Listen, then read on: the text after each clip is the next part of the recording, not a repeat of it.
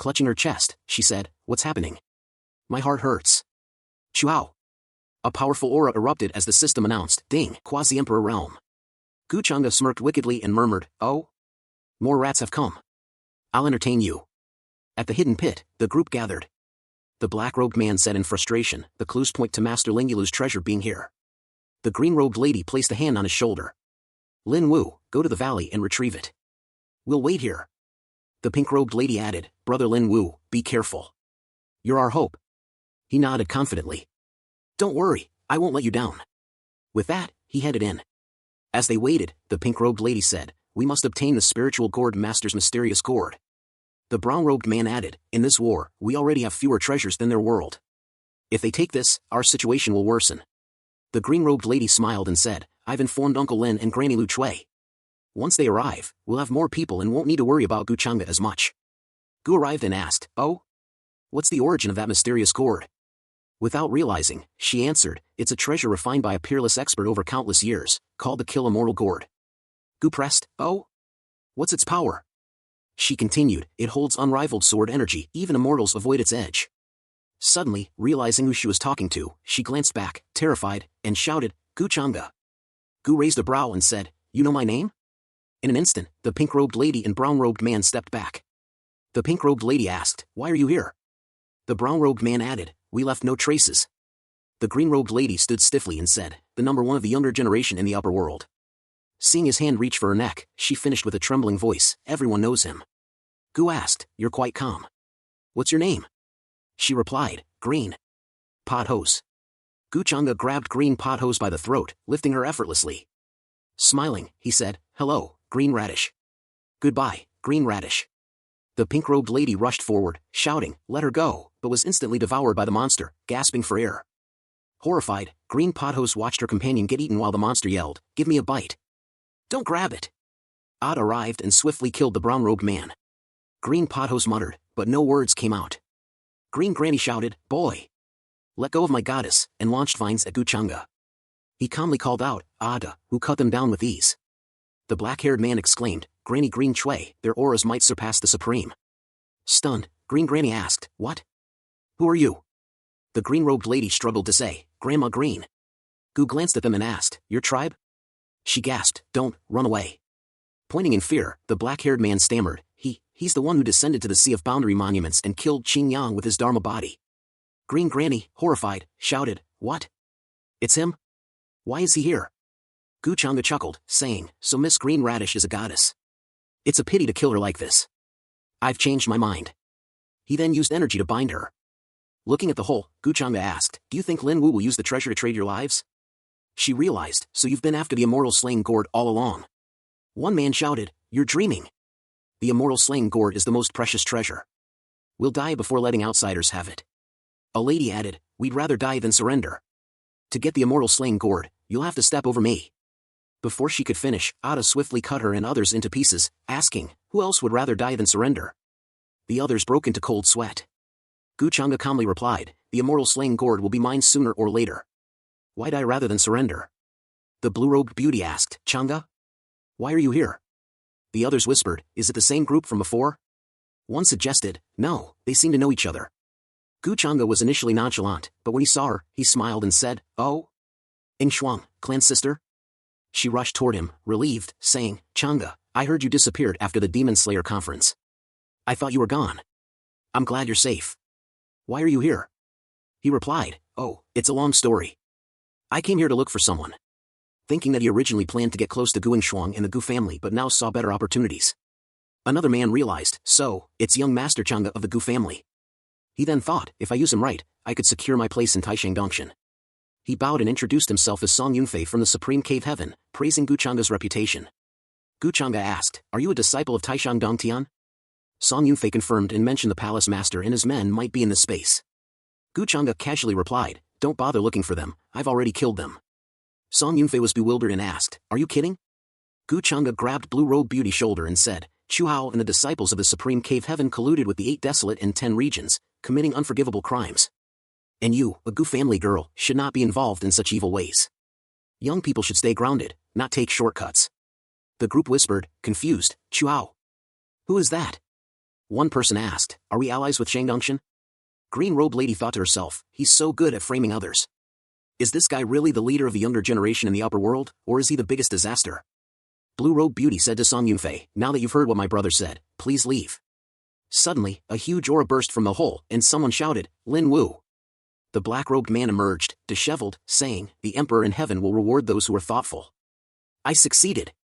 Then he noticed Green Pothouse bound and realized something was wrong. Gu Chang'e waved his hand friendly. The Blue Robe Beauty asked, is he the person Chang'e is looking for? The man looked like he'd seen a ghost. The black-robed man stammered, Gu Chang'e? Why are you here? Gu replied calmly, waiting for you. Now, hand over the immortal slaying gourd. The man retorted in disbelief, are you kidding me? Gu pointed at them and said, what? Trading all their lives for that gourd, don't you think it's not worth it? The green robe lady shouted, Lin Wu, don't worry about us. The immortal slaying gourd must not fall into their hands. Gu Chang'e silenced her by grabbing her mouth and coldly said, next time, it won't just be your voice I take. The black-robed man shouted in desperation, Pothouse. Gu Chang'e, don't touch her. They interrupted, Lin Wu, don't be impulsive. We're ready to die. Gu glanced at them and coldly said, noisy. Speak again, and you'll all die. Ada loomed menacingly behind them, enlarging himself, and they froze in terror. The black-robed man clenched his teeth, thinking, damn it. I worked so hard for this treasure, but Pothouse. He shouted, Gu Chang'e. How can I trust you won't go back on your word if I give you the immortal slaying gourd? Gu Chang'e calmly replied, don't worry. I swear in my heart to let them go once I have the gourd. The green-robed lady, unable to speak, thought, this so-called leader of the upper world is a hypocrite. Lin Wu must not trust him. Damn it, what has he done? I can't even send a message. The black-robed man reassured her, don't worry, I won't give up on you. Without you, no matter how strong I become or how many treasures I have, it's meaningless. Gu Chang'e stared at him, then glanced at her, thinking, it's increasing. Is it because of her? TSK, another one whose strength falters because of a woman. The black-robed man handed over the magic weapon, but suddenly a terrifying formation appeared. People panicked, exclaiming, the universe of my world, divine mirror. Someone in Tianlu City must have sensed the danger and activated it to help us. Such power, will it destroy this space? The purple-robed man asked nervously, are they planning to perish with us? Seizing the weapon midair, the black-robed man laughed, now we're equal. You won't get the immortal slaying gourd. At worst, we'll all die together. Gu Chang'e, unfazed, said, the Qianquan divine mirror may be powerful, but from such a distance, do you think it can kill a quasi-emperor like me? The black-robed man retorted, maybe not you, but what about your followers from the upper realm? Aren't their lives valuable to you? Gu Chang'e pointed to Guing Shuang and said coldly, my cousin is under my protection. As for you, if you want to die together, so be it. The black-robed man, frustrated, said, you. Gu replied calmly, for the greater good, I'm not afraid of mutual destruction. Your time is running out. The black-robed man thought bitterly, even if we all die, Gu Chang'e will just return later to take the treasure. Reluctantly, he handed over the immortal slaying gourd, his luck visibly diminishing. Gu thought, having a treasure you can't protect is a curse. The black-robed man rushed to the green-robed lady, saying, Green Radish, let's go. But before he could act, he was struck and sent flying. Green Granny caught him, crying out, Lin Wu. Lin Wu shouted, Gu Chang'e. You swore an oath. You're despicable and shameless. Give Green Radish back. Aren't you afraid of divine backlash? Gu Chang'e grabbed her and smirked, I said I'd release them, not her. That's not breaking my promise. Green Granny, enraged, shouted, shameless. Release her.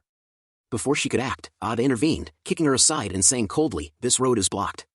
Gu Chang'e looked at the crowd and said, why are you still here? Leave. Everyone bowed and said, thank you, young Master Chang'e. The black-robed man shouted, Gu Chang'e. You killed my brother and kidnapped Luoluo. I won't let you go.